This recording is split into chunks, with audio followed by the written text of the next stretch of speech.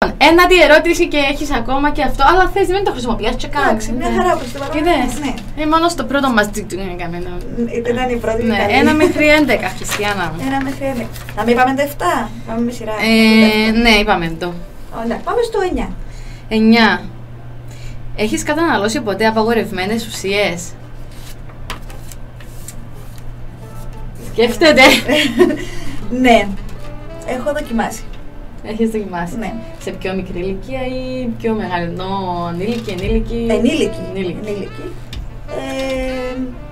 Έχω δοκιμάσει γιατί ήθελα πάντα να ξέρω πώς είναι σε περίπτωση που μου τύχει να μου δώσουν, να μπορώ να το αναγνωρίσω.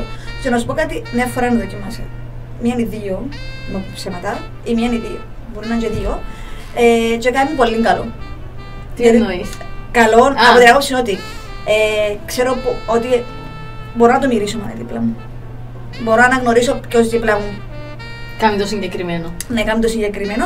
Και τώρα εμένα βοηθάμε ώστε να ξέρω τι γίνεται γύρω μου.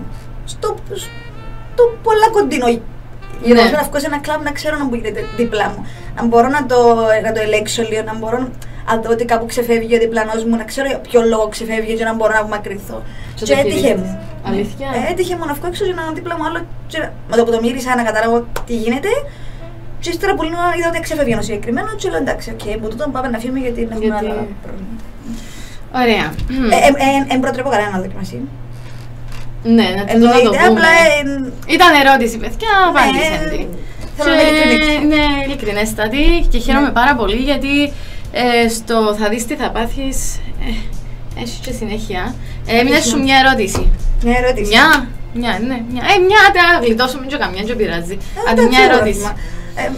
Πάμε στην καρδούλα μας. Πάμε στην καρδούλα μας. Θες να επιλέξω εγώ? Θες να επιλέξω και θέλω εγώ? Έχω το κομμενάκι. Ναι, ξέχασα το. Διάλεξα από το ένα. Άντε, διάλεξα.